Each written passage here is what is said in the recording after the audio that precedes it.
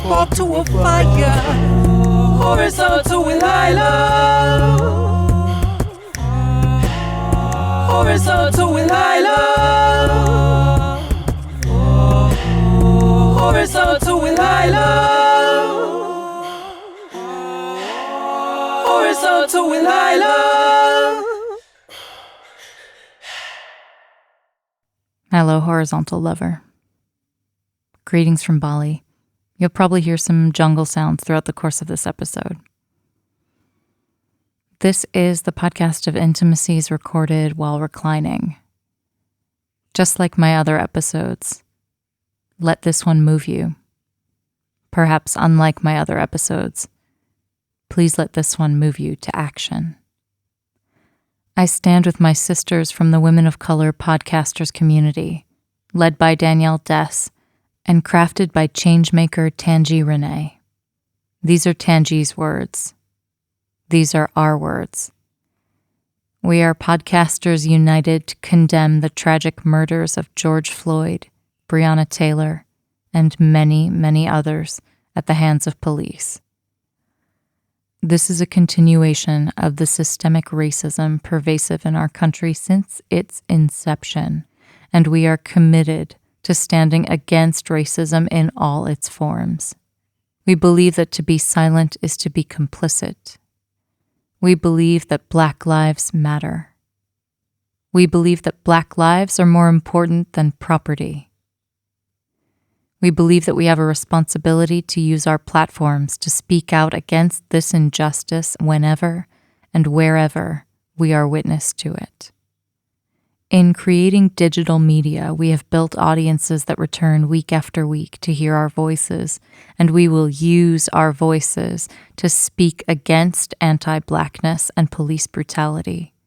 And we encourage our audiences to be educated, engaged, and to take action. That's the conclusion of the statement crafted by the Women of Color Podcasters Community. The rest of these words are my own. Here are things I have learned this week. It is not possible to be not racist.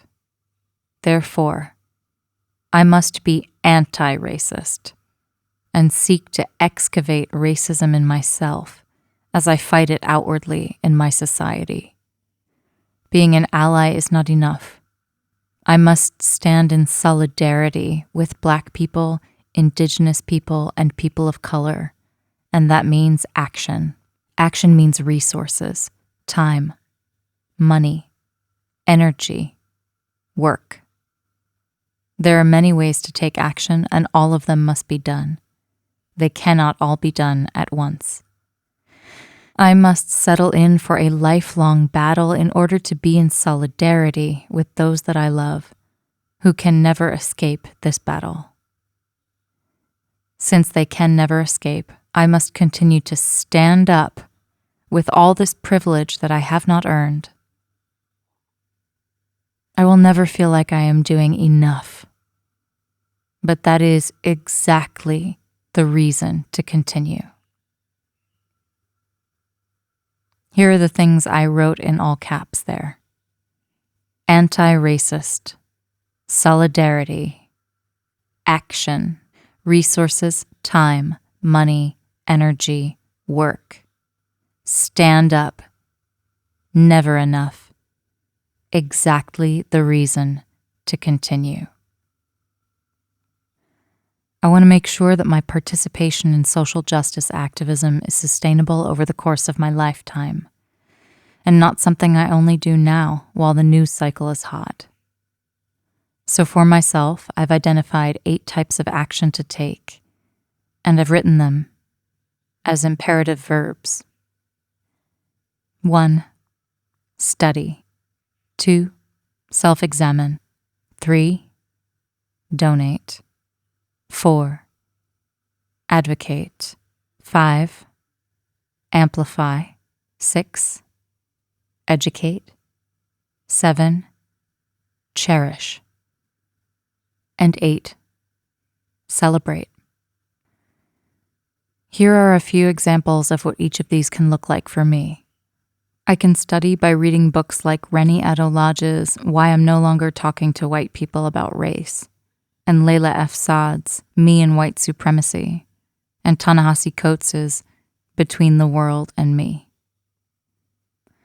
I can self-examine by sitting with, meditating on, and journaling about the white supremacist brainwashing I've excavated in myself. I can join a small private group in which white people will reckon with our privilege, blind spots, and activism together. The one I'm currently in is called Get to Work, Anti-Racism Support for White Allies. And then I can marinate on and journal about the topics we discuss. I can set up an ongoing donation, which is exactly what I have done, to an organization like my personal favorite podcast, Ear Hustle, which makes marginalized voices heard from both inside and outside the prison system, many of them Black, most of them people of color. When you hear this podcast, you'll be participating in one of the most crucial anti-racist actions, listening to the experiences of people of color. Follow my lead there and/or contribute to other organizations that make marginalized voices heard, that protect Black and brown bodies, and, if you are white, that uplift people who do not look like you. As a fellow white person, do your part by redistributing some of the wealth you got from participating in a system rigged for your benefit. Two other worthy organizations you might consider pledging your ongoing financial support to are Black Lives Matter and the NAACP, the National Association for the Advancement of Colored People. I can advocate by voting for people who value the lives of BIPOC, Black, Indigenous, and people of color. I can advocate by going to a protest, phoning my government representatives, and using my social media power for activism, letting the people in my web know how they too can take action. I can amplify by using my horizontal platform to interview even more BIPOC guests and broadcast their stories to the world. I do, and I will. I can repost content created by BIPOC sex educators, artists, and social justice warriors. I can educate by leading discussions among my white friends and family about racism and social justice, by calling out microaggressions I see, shouldering some of the burden of that emotional labor. I can say these words from a script written by the author Kat Velos in her guide titled How You Can Support Your Black and Non-Black Friends Right Now. Will you join with me to make a long-term commitment to working on dismantling racism in the world and in ourselves? And will you hold me accountable and bring it up to me when I stop being focused on this? I can cherish the BIPOC in my life by loving them in the way that they wish to be loved, making sure I know their love language and acting on it. And last but of vital importance, I can celebrate the accomplishments, contributions, triumphs, art, and scholarship of Black people in this world. I can celebrate the advancements of this revolution as, in the words made popular by MLK, the arc of the moral universe bends toward justice. I can celebrate by following organizations like Good Black News and spreading the good word. Study, self-examine, donate, advocate, amplify, educate, cherish, and celebrate. I don't have a neat acronym. STAYCA.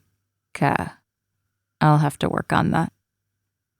What follows now is an incomplete, non-exhaustive list of Black people who have been killed by police brutality. Stay with me through this. Hear these names. Know that these are only a few of them. Repeat them after me. This can be our version of a candlelit vigil. The list I'm reading from comes from NPR's Code Switch podcast, which broadcasts fearless conversations about race.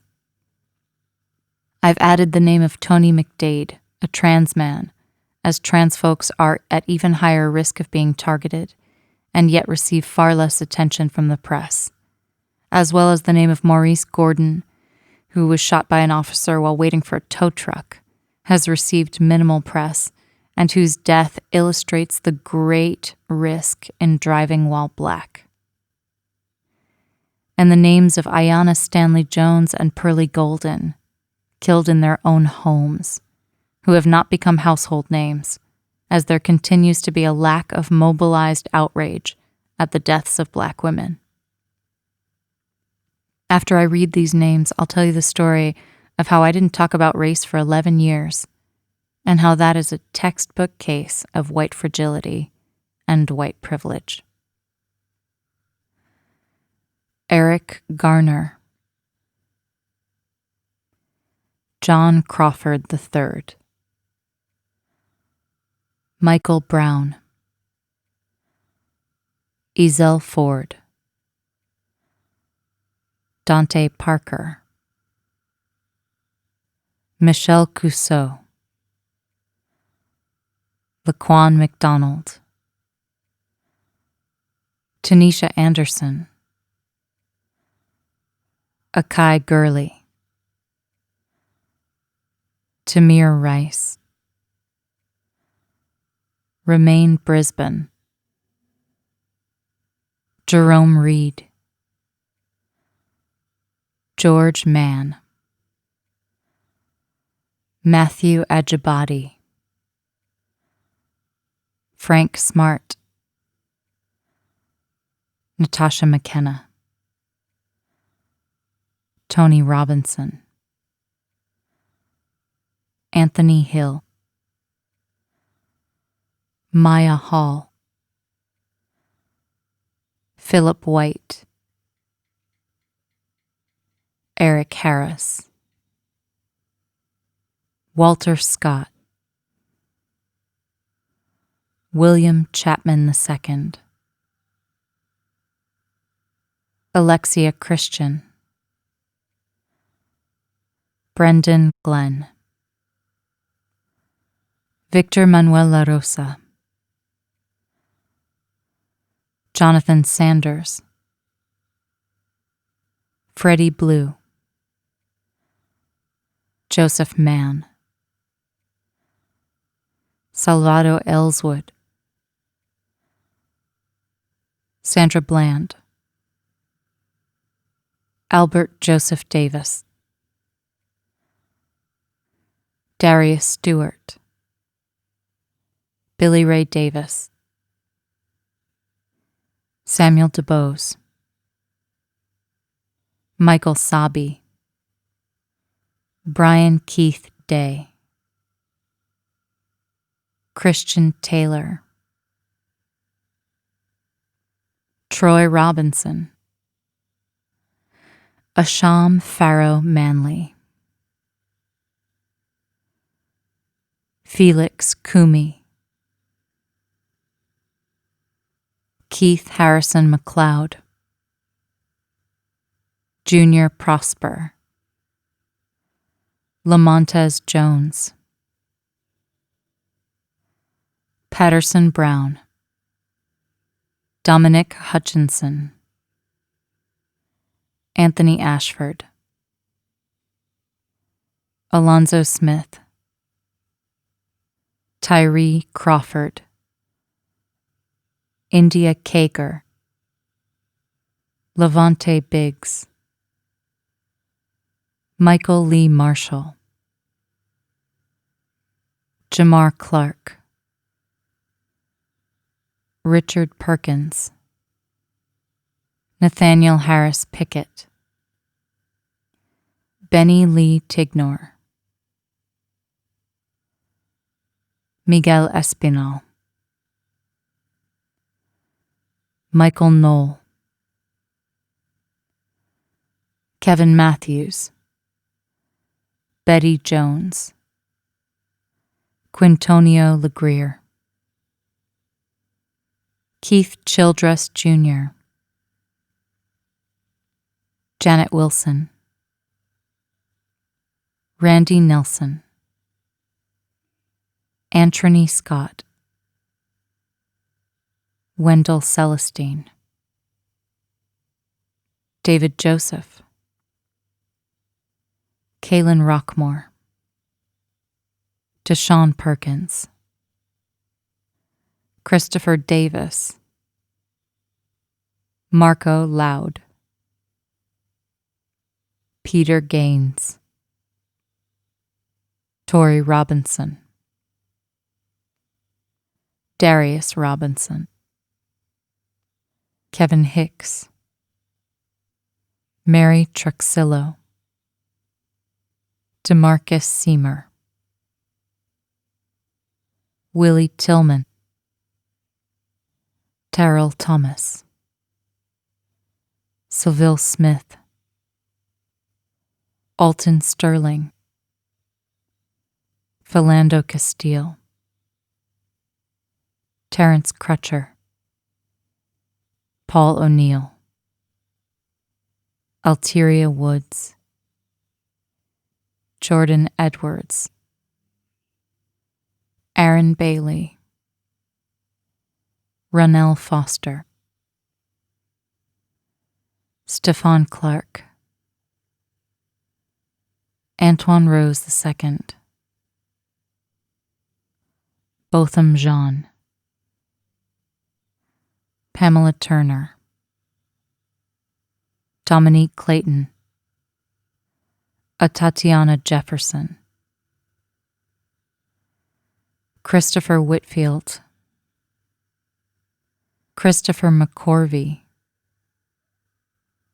Eric Reason, Michael Lorenzo Dean, Breonna Taylor, George Floyd,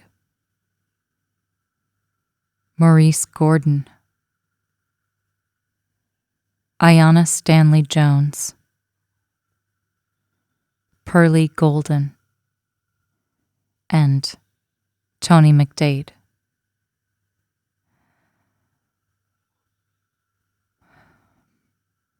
This story is from an email missive that I wrote to my people, dated July 26th, 2016. It's as true now as it was then. Dear ones, this is the second time in my life I have written about race. There was a period of about 11 years long in which I didn't even mention race because I felt too ashamed. From the time I was 1 year old until my parents got divorced when I was 12, I grew up in a town called Freeport, Long Island. Freeport was the full-on suburbs, but an integrated community. I went to elementary school, middle school, and the first year of junior high with kids of all races. I played kickball with the Latin American kids down the street when they would let me. My parents' close friend, our next-door neighbor Pat, was a Jamaican lawyer almost too busy with her studies and work to socialize, but we got to spend time with her once in a while, and she always had a kind word for me and let me stop by for visits. When I was in first grade or so, I had a kind of love quartet with a girl I don't recall and two boys, Harry, who was Latino, and Kari, who was black. I vaguely recall one of them sticking a note of mine down his pants. Young love. It's not that I didn't see color. I definitely noticed people's skin. Most of all, in 7th grade, I noticed the skin of a girl called Christy, who was both black and white and had skin of coffee and cream. She was the captain of my cheerleading squad, the most popular girl in school, and I wished I could be just like her. I'm reminded of a hashtag my Facebook friend Kofi Opam often uses. Hashtag, everybody want to be black, but don't nobody want to be black. Christy wore an oversized puffy boy's jacket with the name of a sports team on it, so I begged my mom to buy me one too. I chose my team by the colors I liked best, and that is how I came to choose the Charlotte Hornets. This is what they call a poser. That was among the many things my schoolmates called me that year. One day, a strong older black girl let it be known that she was going to beat my ass after school. I'm not sure what I did to upset her. Happily, I did not get beat up. When the time came, she was nowhere to be found. After my parents' divorce, my mother moved us down to Seminole, Florida. Something was off-kilter and unsettling on my first day of 8th grade, and I didn't figure it out until I looked at the expertly tanned skin of everyone around me. Save approximately 2 Asian people, they were all white. Seminole, Florida was one of the whitest neighborhoods in the world. Probably still is. 8th grade rivaled 7th grade for the worst year of my life so far. At least in 7th grade, I had a few outcasts to sit with at lunch. In 8th grade, once my little trio of Wicca dabblers turned their backs on me, I ate lunch in the bathroom for a good while, until I fell in with the Baptist kids who really wanted to save my soul but had little interest in being my friend. Those white children were some of the meanest people I've known. In high school, I understood why Seminole Middle School was so white. I recognized the residual damage of segregation and the paltry attempts towards desegregation as I was bussed into a mostly black high school in St. Petersburg, Gibbs High School, 45 minutes from my house, to attend a mixed-race magnet school arts program, Pinellas County Center for the Arts. We had a few core curriculum classes that mingled us with the Gibbs students, maths and sciences and driver's ed, and of course, lunch, which I opted out of when my acting teacher allowed us to eat in her classroom. But we had an extra hour of class each day, so our program was almost entirely separate. We rode different buses. My closest black friend in high school was the child actor Mark Lynch.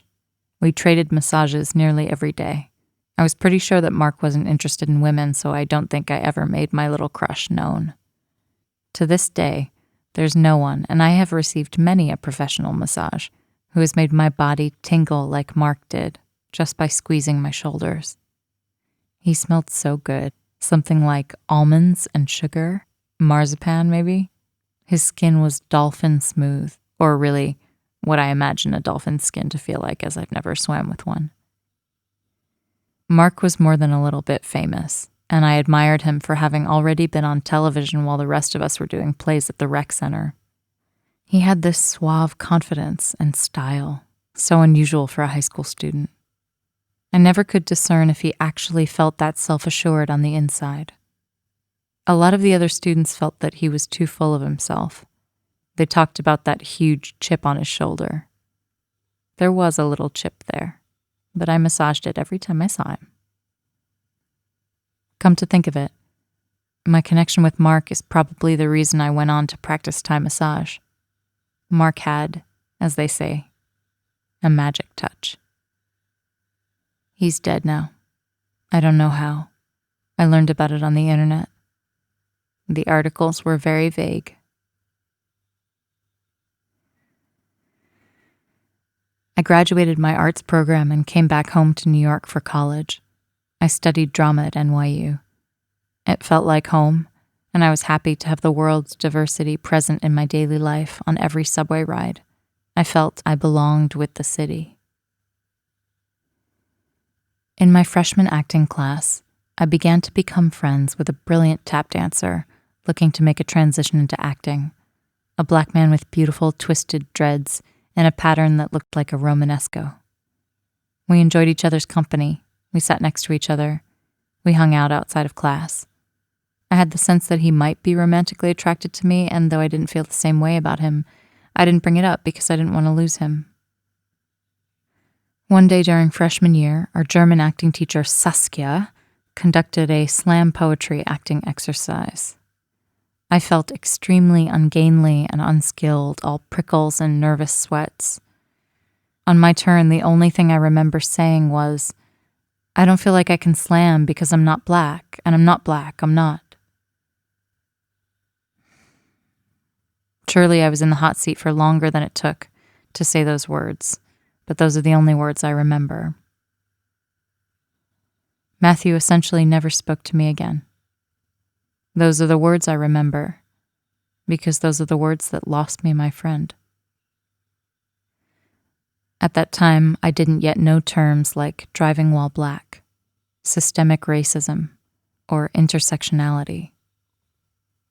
Sophomore year, he and I were assigned to work together on a scene. I was also taking classes on multicultural women playwrights and sex and gender. I was starting to learn. I tried to broach the subject the first time we met for rehearsal in my dorm's common room. I said something like, "I know you haven't been comfortable with me since that slam exercise in class last year. I think if we're going to be working together, we should probably address that." He said there was nothing to talk about. I said, "Do you think I'm racist?" He said, "No, I just think you're ignorant." "Okay," I responded, "then why don't you educate me?" "Because that's not my job," he replied. I had nothing to say to that, so we just rehearsed the scene. Then I didn't talk about race for a decade. I imagine that I am not the only white person with great love for people of color in my heart who has, cloaked in privilege and shame, remained silent for years while our friends prayed and fought and ran and donned suits for their lives. This is from a post I wrote at 1 a.m. on December 17th, 2014. That was the first time I wrote about this. I didn't talk about race until November of 2013, when I performed in Amina Henry's brilliant, heinous play, An American Family Takes a Lover, in which I played one of the most vile characters I have ever come across, an emotionally, verbally, physically, and sexually abusive wife of an emotionally, verbally, physically, and sexually abusive husband who kidnap a young black woman from a grocery store and make her their modern-day slave. I was unsure that I wanted to take the part because I didn't know if I wanted to go into the abyss like that. The way Kira Simring, our director, finally was able to help me navigate myself into the part without nausea was to tap me into how stylized I could make the character of Lady Anne.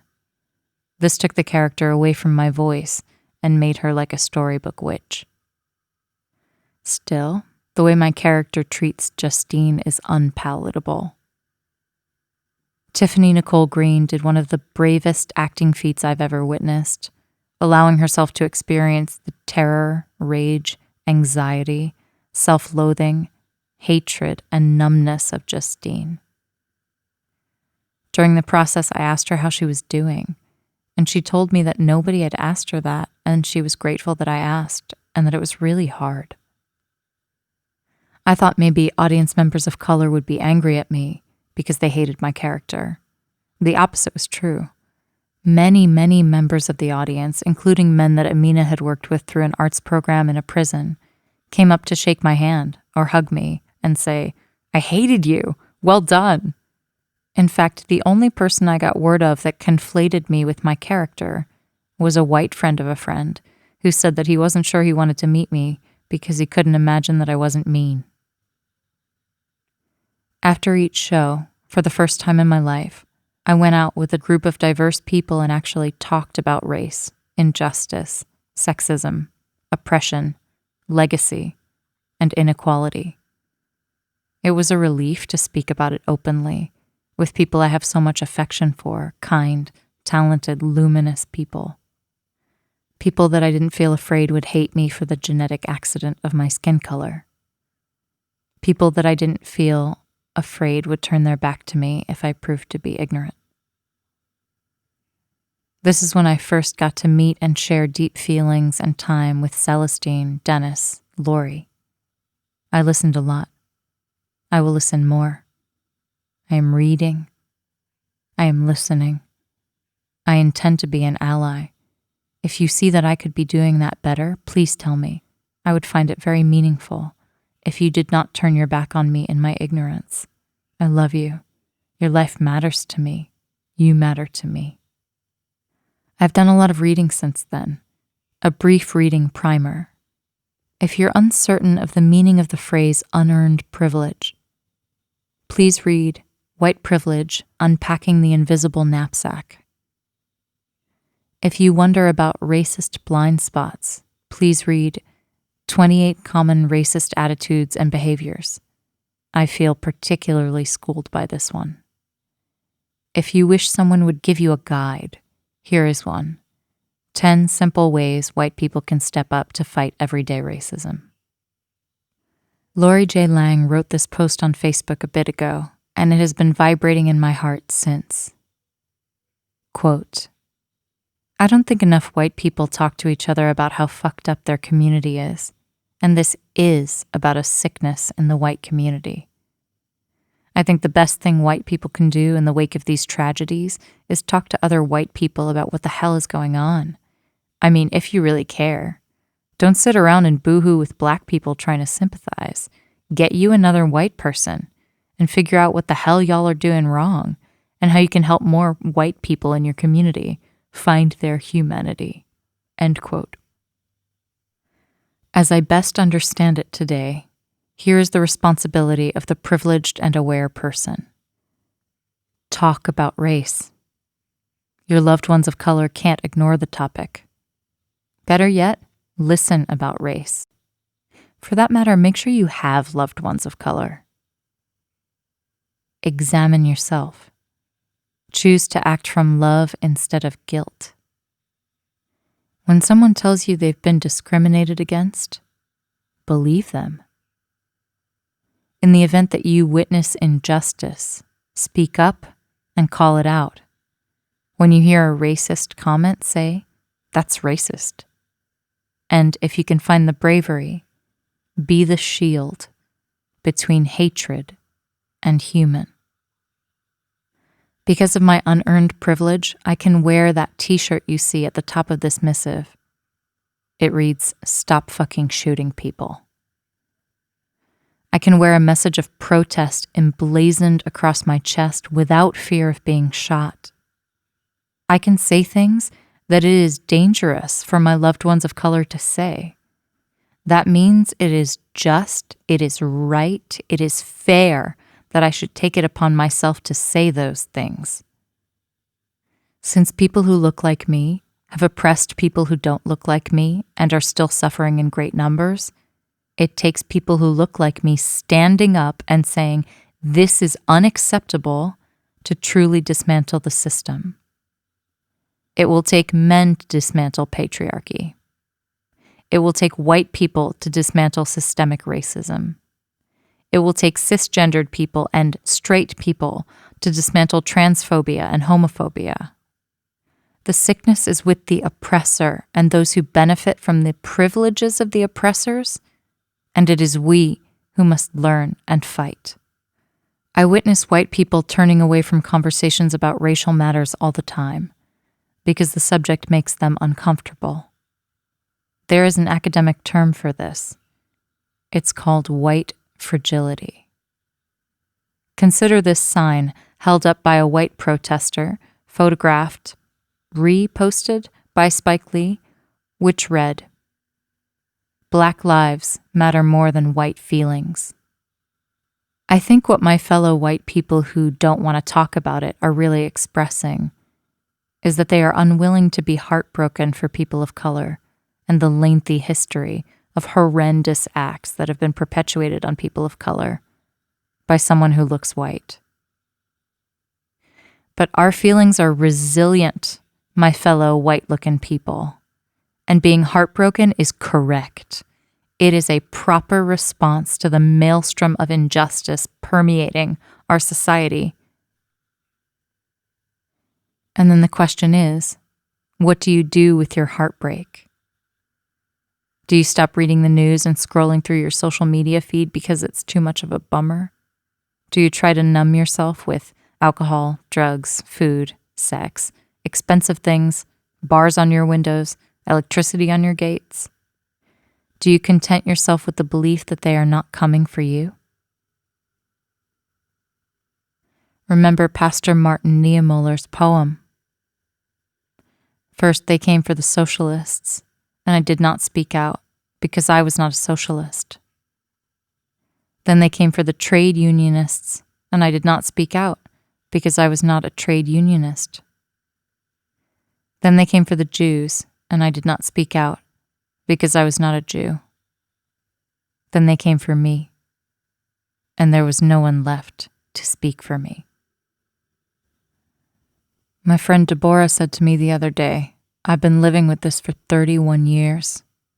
I don't know if tomorrow my brothers will be alive, my mother, myself. And my heart broke again, and it is capable of breaking again and again. Heartbreak can be the most combustible catalyst. Let's figure out ways to share the burden of heartbreak that people of color have had no choice but to carry for generations. I believe in our ability to learn to, as Stephen Jenkinson puts it, carry our grief. I deeply feel Jenkinson's belief that grief can never be vanquished, it can only be carried. Jenkinson says grief is not a feeling, grief is a skill. Now more than ever, we must become practiced in the skill of grief so that it doesn't paralyze us. Our grief must not keep us from doing the work that needs to be done in our lifetimes. We must use our privilege to dismantle this horrible, horrifying system. One magical day last September, I decided to take an adventure up to my friend's empty house in Woodstock. I knew that it was a 40-minute walk from the bus stop, but I decided that I'd figure that out later. I had to get a sandwich or face hangriness, so I picked one up and very nearly missed the bus. I slid into the line with 5 minutes to spare, panting, and this beautiful black man in front of me turned around, flashed me a huge smile, and said, "We made it." "We did," I said, "and I got a sandwich, and I got to swim," he said. I recognized his accent and said in Portuguese, "You're a capoeirista, aren't you?" "I am," he answered in Portuguese, and we were off. It turned out that he was heading upstate to perform with his students in a site-specific multidisciplinary dance piece at Opus 40, a site of 40 years of handcrafted stonework performed by one man. He invited me along. We were picked up in New Paltz by a nice old hippie musician lady, and I spent the day watching all these lovely children dance on art. At the end of the program, we chanted a song that the camp-leading hippie couple had written back in the 60s. I thought it was pretty cheesy. It went like this: "May peace prevail on earth, and let it begin with me. We celebrate the birth of joyful harmony. May peace prevail on earth. May peace prevail on earth. May peace prevail on earth. May peace prevail on earth." Now I hear it differently, and I think it is profound. I hear prevail. May peace prevail on earth, and let it begin with me. Big love, Lila. That's the end of the email I sent out in 2016. I do not think I have done enough for the cause since then. I am committed to doing better. Here's the last line of a letter I wrote to a young listener, a woman who had joined the ranks of the heartbroken. "What will you do?" I asked her, with all that empathy. And now I ask you, dear ones, horizontal lovers, intimacy warriors, what will you do with all your empathy? P.S. Matt Stillman, beloved horizontal guest and my dear friend, just brought to my attention that horizontalismo in Spanish, or horizontalism in English, is a movement of mutual aid, most prominently publicized in Argentina, that exists when governments fail to take care of their people. I'll be learning about ways that I can extend my horizontality into horizontalism. In next week's episode of Horizontal, I lie down with Kai Mata, Indonesia's openly queer, rainbow-toting singer-songwriter. It's still very dangerous to be queer in Indonesia. We will celebrate her bravery with the next couple of episodes. Until then, may you love people. May you love people and let them know. May you fight the good fight, and, in the words of Cornel West, Never forget that justice is what love looks like in public, just like tenderness is what love feels like in private. Thank you for getting horizontal. Ism.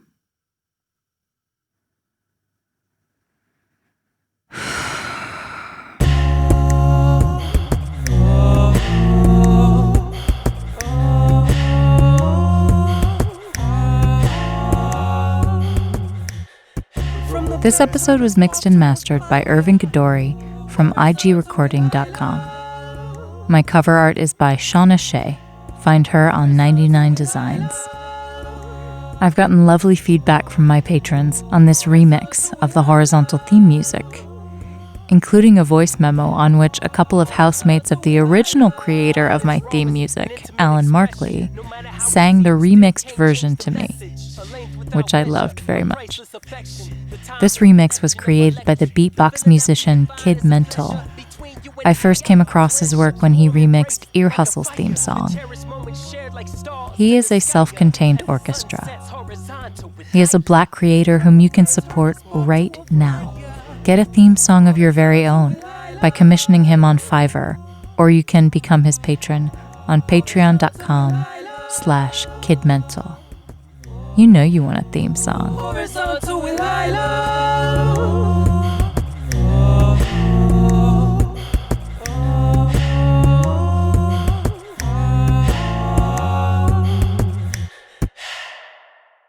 Hey there, it's Kid Mental.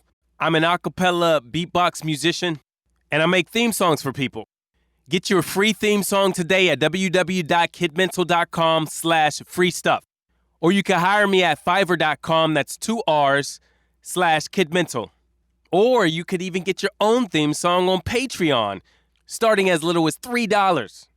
Anyway, if you've been following along, we've been helping Lila create her new theme song, Horizontal with Lila. Technically, it's a remix, but it's all brand new to me.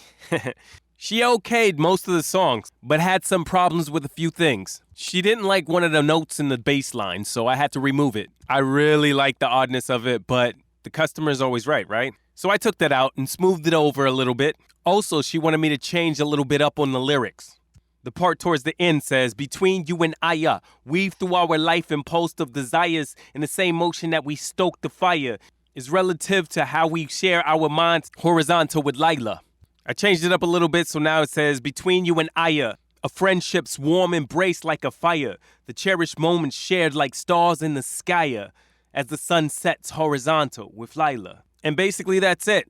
We changed it to include the warmth of a friendship, basically. So I just made it more literal. Hopefully I got everything. So check the attachment, enjoy the song, and I'll see you all next time.